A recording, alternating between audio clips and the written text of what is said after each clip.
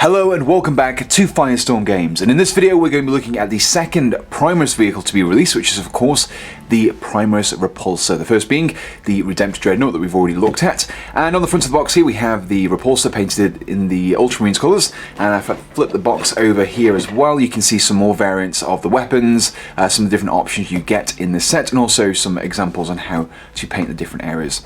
So let's open this box up and take a look at the contents inside. So here we have some of the contents. The first thing we're going to be looking at is the flight stand. Now this is actually quite different from all the other flight stands I've seen Games Workshop produce in the past. This is basically a cylinder. It comes in two parts, so I've stuck them together, and it's very hard to spin it, but it does spin ever so slightly, and it kind of has this slight incline to it if you twist it one way. If you twist it the other way, it's flat, and you basically stick one half on the base like that, and the tank just sits on top as well. You can better see it in the instructions here. So this is actually a really interesting idea. It's not like a clear base that we're used to seeing, but it's a lot more structurally probably rigid, strong. It's less likely to break than having a tiny little miniature flight stand on your miniature. So actually really nice to see something like this. It's very innovative for Games Workshop. Next up we have the transfer sheet. Again, it's mostly Ultramarine stuff on here. We have a few generic items on here. We have things like Battle Line, Close Support, Fire Support, Veteran and Command as well. But then we actually have the instruction booklet. Now this instruction booklet is the same as we've already come to expect from the latest Games Workshop releases. Everything's full colour, it shows you exactly which parts need to be glued at what part, everything's numbered. It tells you what components you should and shouldn't glue, and also which components are optional. And at the back here we have some listings of the rules in all the different languages, and then on the very final page we have a kind of an example of what the transfer sheet is and some more in-depth guides on how to paint it in the colours of the Ultramarines. So that's the instruction booklet looked at. Let's move on to the sprues themselves. So the first sprue that we have here actually has the main footprint of the vehicle itself. You can kind of see just how big it is. This is basically the underside, and you can see where we've got the grooves to fit the flight stand on. And this is the actual inside. So you can see we've all got these interior details have been picked out as well, much like the Rhinos and the Land Raiders as well. So it's nice to see this design has been carried on into these newer vehicles. You can see the inside side panels there, and just the outside of them as well. Now these are very indicative of the Land Raider chassis. We've got these kind of inlet sections, and if I just bring in a Rhino here, you can see we've got this kind of similar motif design going on there as well. So even though these are brand new, they're very much in keeping with the aesthetics of the current Space Marine vehicles. Everything's nice and detailed as you come to expect. All these little panels here are the repulsor plates, and these are individually attached, and I think there's some sections on the other sprue which are actually attached onto here. So this is the first sprue. Let's move on to the second. So here we have the second sprue, and this contains the main hull itself and also some of the items for the front and the back of the vehicle as well. Now if we look at this top section of the chassis, it's very indicative of the Land Raider. You can see these long thick panels here, and then these lights on the front, and this is the front panel just here. So where you would normally have that opening door, this has just got this large front section.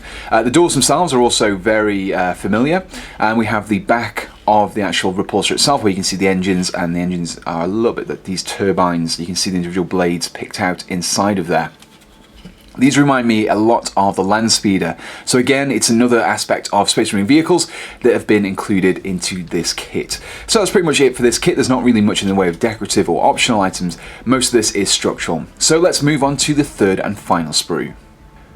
So this brings us to the third and final sprue. Now this contains all of the weapons and optional items that we have in this repulsor kit. First of all, we have the turret, and this is where the aesthetics kind of start to diverge from what we've already seen with previous vehicle kits. The turret section is slightly different from the Predator turret. It's a little bit more squared off. It's not quite as jagged, and the plates are a little bit more rugged. You can see there all these detailing on the plates as well.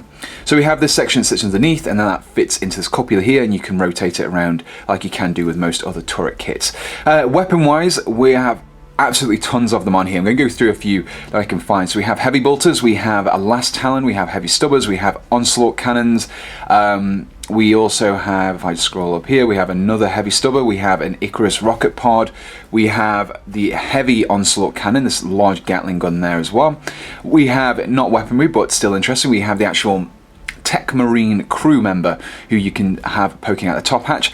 I actually really like the Mark X armor on here. I might actually try and convert that into being a regular marine rather than having it popping out the top, because that's actually really nice armor plating there. Anyway, we've got some other items on this sprue. Now, one of the things I'm actually quite happy to see is the stowage items on here. And I was quite worried at first in case these items were going to be sculpted onto the main chassis, but they're not. They're optional. So you can place these rocket pods, these additional ammo canisters, these other Malta bomb canisters, whatever they are, pretty much wherever you want on the vehicle. Lots of different access and flat points that you can put them on quite easily. Everything's nicely detailed, but if you don't want to actually put them on the vehicle kit, you can omit them and you don't have to worry about the overcrowding that a lot of people have complained about so far. So yeah, detail-wise, really nice to see some more las cannons there as well. Another heavy stover as well. So let's get this repulsor vehicle assembled and take a look at the finished tank.